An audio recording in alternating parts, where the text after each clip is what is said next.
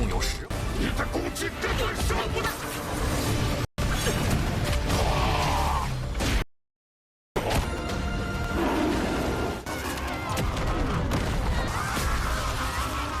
Halo guys, welcome back to Gobi Movie. Dan kalau hari Rabu malam pasti kalian sudah tahu lah ya apa yang bakal rilis. Yes, Lord Houghton. Di komen episode kemarin udah pada nungguin karena di episode hari ini akan muncul kakeknya Houghton yang tentunya overpower. Kakeknya Houghton gak kalah tampan dari cucunya guys. Kira-kira sebut apakah dia dan apa kekuatannya? Jikalau berdasarkan part kemarin, Houghton dan teman-temannya terus mencoba meloloskan diri dari kejaran keempat dewa tertinggi. Pada akhirnya Houghton dan teman-temannya itu bisa lolos. Tetapi sial di akhir-akhir kapal mereka dihancurkan dan tuar. Semuanya itu diserang oleh Dewa Paimon. Bencana nih. Apakah mereka semua akan meninggoy atau hanya terluka parah? So maka dari itu kita masuk ke intro ya guys. 你们确实很聪明。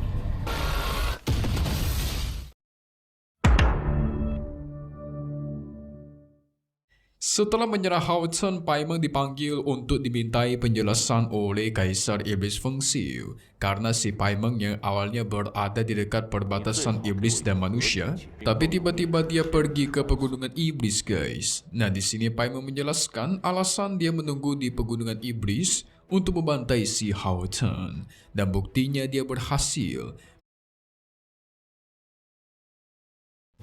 Bisa video call tanpa bot? Datanglah ke aplikasi ini.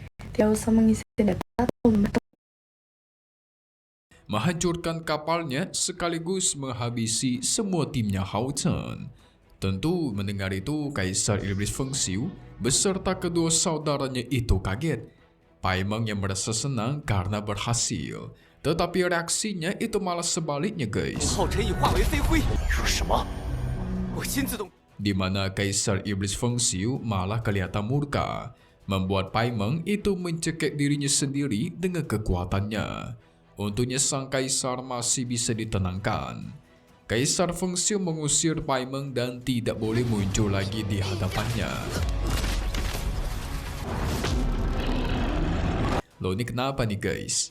Bukannya kemarin sang kaisar memerintahkan untuk membantai Houghton ya? Kenapa sekarang malah seperti ini?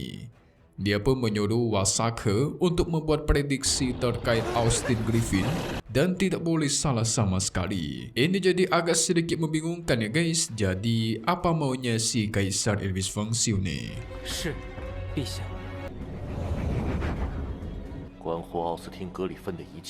Sementara itu Houghton ternyata dibawa kabur oleh kakeknya. Nah sang kakek menyelamatkan Houghton dengan menggunakan kekuatan hukum.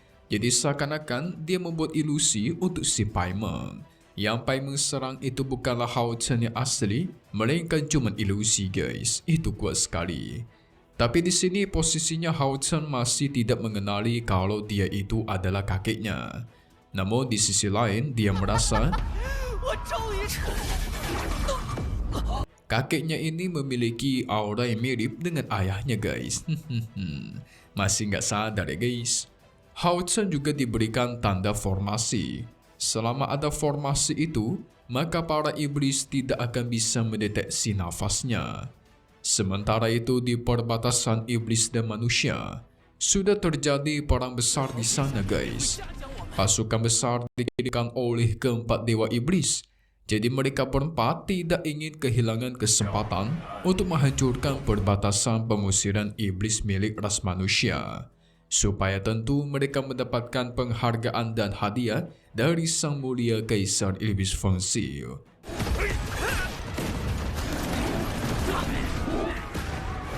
Sementara kakeknya Houghton menyiapkan topeng untuk sang cucu supaya dia menyamar ya guys dan tuar.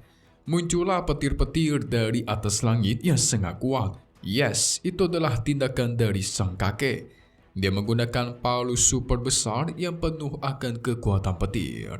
Houghton dan kakeknya ini berdiri berduaan keren sekali. Keempat dewa iblis yang menerjang tapi tiba-tiba tuar. Mereka malah dibawa ke dunia hukum buatan sang kakek. 数月。 Hao Chen di sini diajak bekerja sama untuk membantai keempat dewa iblis, sehingga pertarungan pun terjadi. Ketiga dewa iblis melawan kakek Hao Chen, sementara Hao Chen melawan iblis Lun Se. Di satu sisi dia kaget melihat sang kakek yang bisa melawan ketiga dewa iblis sekaligus. Sang kakek pun membuka sebuah kekuatan khusus guys, disebut juga sebagai piringan bulan. Total di sana ada 12 bulan. 一级击退三大魔神。你的对手是我。 Setiap satu cahaya bulan yang aktif, maka tercipta satu aturan spesial yang secara acak. Yang pertama sudah menyala. Hao Chen mencoba untuk mengaktifkannya dan tuar. 好，第一月下，第一月盘之上，共有10。 Secara acak, Hao Chen mendapatkan keberuntungan bulan guys. Dengan keberuntungan itu, dia diberikan kekuatan tambahan, yaitu kekuatan bulan meningkatkan kekuatan secara drastis. Segera Hao Chen pun menerjang menyerang Lun Se tanpa henti. Dengan kecepatan yang begitu dahsyat, dia akhirnya bisa melukai Lun Se. Tapi itu masih sulit untuk mengalahkan dirinya guys. Mau tidak mau, sang kakek harus turun tangan untuk membantu. Di sini si kakek menyuruh Hao Chen untuk mengeluarkan serangan dari teknik tebasan pedang putih murni. Kalau kalian lupa, teknik ini itu dulu diajarkan oleh ayahnya pas masih kecil guys. Tapi sang kakek memberitahukan cara yang lebih hebat lagi membuat teknik ini semakin kuat dan tuar. Sekali tebasan, keempat iblis pun dipentalkan guys, kuat sekali. 你的攻击根本伤不到。这才是这招真正的威力。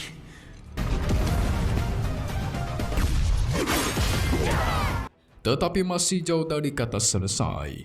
Sang kakek yang sembari bertarung, dia mengajari Hao Chen kalau yang namanya teknik dasar itu sangat penting.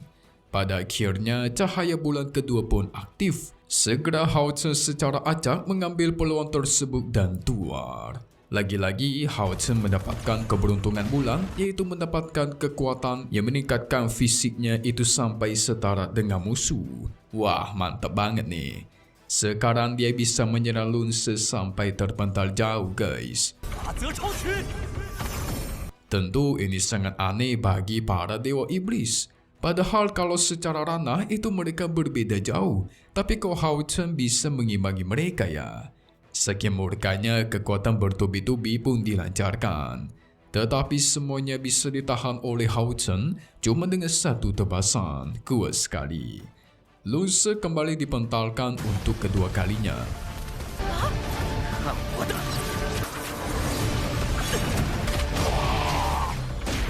Si kakek yang tidak mau kalah, dia juga pengen mencoba mengambil kekuatan dari piringan bulan. Ini piringan bulan itu udah kayak judi gitu guys, jadi kayak adu nasib gambling. Kalau beruntung itu dapatnya bagus, tetapi kalau sial itu dapatnya jelek. Akhirnya sang kakek malah mendapatkannya merah yang menyatakan kalau itu kesialan. Dan tuar. Kekuatan tersebut malah menekan dirinya dan tidak bisa bergerak sama sekali. Tetapi sang kakek membawa salah satu dewa iblis itu ikut dengan dirinya terhisap ke dalam kabut merah guys. Kalian tenang saja, itu nanti juga bakal keluar lagi. Sekarang Hao Chen harus melawan ketiga dewa iblis seorang diri. Dengan peningkatan kekuatan yang luar biasa, dia bisa beradu secara setara melawan ketiga dewa iblis. Bahkan serangan gabungan dilancarkan beradu melawan pertahanannya Hao Chen. Tampaknya semakin lama pertahanannya itu semakin melemah. Tapi ketika dia melihat cahaya bulan keempat yang aktif, segera Hao Chen mencoba mengambil keberuntungan itu. Dia sempat terkena serangan telak itu tetapi tuar. Yang ternyata guys, keberuntungan keempat membuat serangan yang Hao Chen dapatkan di tubuhnya itu malah berbalik ke para dewa iblis yang ada di sana. Jadi ketika Hao Chen dilukai, mereka juga bakal ikut terluka guys. Wah, ini mah overpower banget bukan? Tidak menyangka